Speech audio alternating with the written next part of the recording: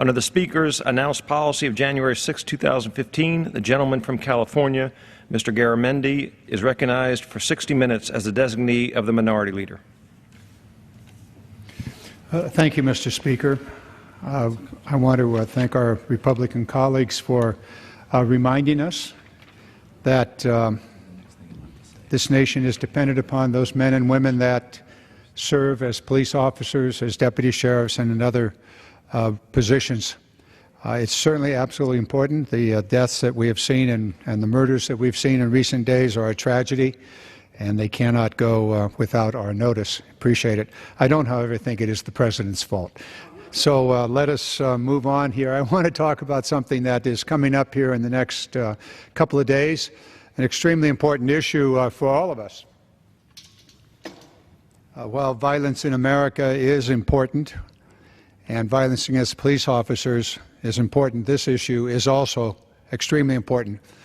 The Congress of the United States is going to take up the issue of the Iran deal, the nuclear deal between the P5+1, China, Russia, Germany, France, United Kingdom, and the United States. Negotiated over the course of 2+ years an agreement with Iran that would block Iran's ability to create a nuclear weapon. Prior to this agreement, the Iranian government, in secret, was rapidly moving towards the development of a nuclear weapon. They had created an infrastructure that included the various centrifuges to concentrate the uranium into low enriched uranium and then on into highly enriched uranium, which is the uranium that's necessary for a nuclear weapon. They were also in the process of building a heavy water reactor that would be capable of producing plutonium, the other route to a nuclear weapon. This was done in secret over many years, dating back probably 15, maybe even 20 years. For the last 10 years, the United States has placed sanctions on Iran to try to convince them that they should not be developing a nuclear weapon, that there would be significant economic sanctions and other sanctions imposed on the country. Those sanctions did not go successfully. The Congress of the United States added sanctions. Together with many of my colleagues here, I think almost unanimously on the floor of the House, voted to impose those ever harsher sanctions. But it didn't work until the P5+1 got together. Secretary Clinton, at that time, 3 years ago, 4 years ago, worked with those countries, persuading them to sit down at the table, together with the United States, to see if it was possible to negotiate an agreement with Iran that would prevent Iran from ever having a nuclear weapon. This spring, the agreements began to come together, and in June, July, the agreements were culminated. I want to talk tonight about those agreements and what they mean to the United States, to the Middle East, and to the world. In very short way of saying this is that this agreement is the most recent and the most significant non-nuclear proliferation agreement in the last decade, maybe even longer. Iran was very, very close to a nuclear weapon, so much so that it was believed that they could have a nuclear weapon very soon. Perhaps in 3 to 5 months they could have material for perhaps 9 weapons and be able to perfect those weapons into a bomb that could be delivered through their missile systems or through some other mechanism. So where are we today? We're going to vote. As I understand, I think there is a rule that just came across the desk a few moments ago that would put us in line to vote up or down on the Iranian agreement. And I understand that that vote will be taking place on Friday of this week. A very, very significant moment in the history of nuclear proliferation or non-proliferation. So let's take a look at where we are. First, the agreement came about as a result of 6 nations, the largest economies in the world, sitting down and negotiating with Iran. So what do those countries think about the deal that they signed on to? Well, this isn't just the United States. This deal was signed on to by United Kingdom, France, Germany, Russia, China, and the United States. So if the United States Congress, House or Senate, and Senate, were to trash this agreement, what do those countries think? We don't have to guess what they think. They actually have said categorically their position on the deal. And their position is clear. We signed on to it, they said. We agree to this deal, and here's what we think if the United States Congress negates this deal. So let's start with the French.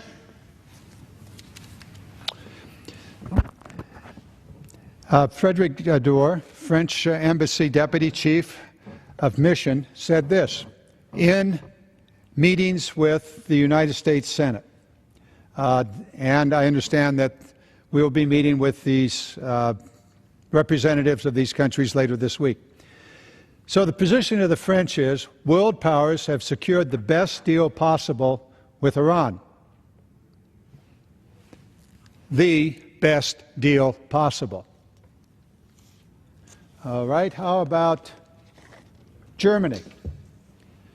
The German government's position, as stated by Philip Ackerman, the acting German ambassador to the United States, before the U.S. Senate, and again in the Foreign Policy magazine, August 6, 2015, their position is the prospect of the rejection of a deal makes us nervous. It would be a nightmare for every European country if this deal is rejected. And then there is the United Kingdom. Again, Foreign Policy magazine, August the 6th, and words similar to this, or perhaps these exact words, were said to the U.S. Senate a couple of weeks ago. If Congress rejects this good deal and the U.S. is forced to walk away, Iran will be left with an unconstrained nuclear program with far weaker monitoring arrangements than the current international consensus on sanctions, and the current international consensus on sanctions would unravel. And international unity and pressure on Iran would be seriously undermined. So the P5+1 all signed on to the agreement, and all but the United States has said categorically they're for the agreement and they're not looking to renegotiate.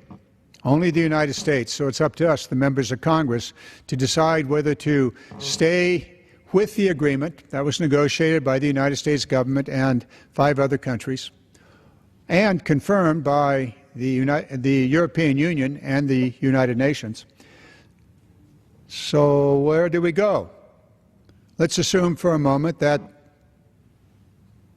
the Senate and the House reject the deal. Will these countries come back to the negotiating table? The information we had from the meeting with the United States senators, where all of these countries were there, is that no, they're not going to go back to the negotiating table. I think I said all of those countries. I don't think China and Russia were at that meeting. But the word is that they're not going to go back to the negotiating table, so we would have to negotiate by ourselves. Keep in mind that we attempted to do that for many, many years without any success. It was only when all of these countries got together that the sanctions really hit Iran in such a way that they decided to come to the table and to make the agreement which is now before the Congress. Let's go about that deal. What is it? Well, this is basically what it is here. The deal blocks for at least 15 years, and quite possibly indefinitely into the future, Iran's ability to develop a nuclear weapon. I'm going to come back to this timeline, but I want to go here first. So, no deal. Without a deal, the United States Congress in this week and next week votes to do away with the deal, then where are we? Iran has sufficient low-enriched uranium and the ability to further enrich that uranium to highly enriched uranium, in other words, weapon-grade uranium, for approximately 9 nuclear bombs. The number of centrifuges that they presently have are some 19,000 centrifuges, and that would be used to complete the enrichment process. And the time to produce a bomb's worth of material, highly enriched uranium, a couple of months, 2 or 3 months. So presumably, under the present situation with no deal, Iran would be able to move forward, as they have been in the past, for the full development of nuclear weapons within a matter of months. That is not a good situation. However, with a deal, where are we? Iran's low-enriched uranium and what amount of highly enriched uranium they have would be significantly reduced to an amount that would be insufficient to make even one nuclear weapon, and there would be verification procedures to assure that they would not be able to make any additional nuclear weapons. The number of centrifuges that they would be able to have are old, antiquated, and would be some 6,000 plus. And all 4 pathways to a nuclear bomb are blocked. That's the choice we have. That's the choice we have. Now, what does this mean over time? Over time, for a long time, 25 years or more, implementation of additional protocols, commitments to reprocess plutonium, and the Non-Proliferation Treaty obligations remain in place indefinitely into the future, way beyond 25 years. So the Non-Proliferation Treaty, they have upped it once more. They've agreed to it again. Now, granted, they weren't paying attention to it in the past, but now we have verification procedures. Secondly, there would be continuous surveillance of uranium mines and mills so that we know what they're doing. Are they mining uranium? What are they doing with it? What are their mills doing? And that would continue for 25 years. There would be continuous surveillance of centrifuge production for 20 years. Now, you don't make highly enriched uranium in procedures other than centrifuge unless you go to some very, very advanced procedures, which we do not believe Iran can do. And those procedures that are currently available to Iran and would be into the future are monitored for 20 years. The low-enriched stockpile, which is several thousand kilograms, would be reduced and capped at 300 kilograms, and there would be no further enrichment for new highly enriched uranium beyond a very, very small amount for research purposes. And the heavy water reactor that could produce plutonium within a matter of a couple of years would be basically decommissioned and be unable to produce plutonium. And that would go for the next 15 years. And in the short period of time, 10 years to 15 years, these other procedures that prevent the operation of the centrifuges would be in place. This is how you block the path to nuclear weapons. All of these procedures are in place. Scientists, physicists, generals, and others have all looked at this and have all come to the conclusion that, hey, this works. This will block Iran from developing a nuclear weapon for a minimum of 15 years, probably 20 years, and assuming that we're able to hold them to the agreement 25 years and beyond. That's the Non-Proliferation Treaty. Now, all of this is, of course, dependent upon verification. We don't trust Iran. We don't need to trust Iran. In fact, we should go into this not trusting Iran, and therefore, do we have sufficient verification procedures in place to hold Iran to the deal? The answer is yes. The International Atomic Energy Agency, IAEA, is and has been for decades the United Nations watchdog for the Non-Proliferation Treaty. They have been in Iran in the past. They have observed cheating. They have observed obfuscation. However, under the new agreement, the doors are open to all of the facilities that are known to be involved in the nuclear production and the nuclear bomb activities. And there is an additional procedure that within 24 days, should there be an indication of a site that is not now known to be involved in nuclear activity, within 24 days, the IAEA, the International Atomic Energy Agency, would be able to observe what is going on at that site. The other sites, the secret sites of the past, we would have the IAEA observing, monitoring, and verifying that the agreement is being held to its standard. We also have other methods of knowing what is going on in Iran. Nuclear material leaves a radiation signature. We have the capability of reading those signatures and understanding in detail what is going on at any particular site, both past, present, and into the future.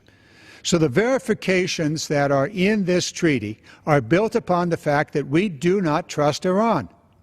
And therefore, these verification procedures are the most robust, comprehensive, and extensive in any proliferation treaty with Russia or anybody else. So that's in place. Now, what if they do cheat? If they do cheat and they do not honor the agreement, we'll know. That's what the verification is all about.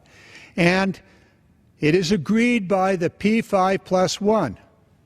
United Kingdom, that's Britain, France, Germany, Russia, China, the UN, and the European Union, that should there be a breach of the procedures in this deal, that the sanctions, the toughest of them, would automatically snap back into place and would continue to apply the kind of economic, social pressure on Iran that brought them to the negotiating table in the first place.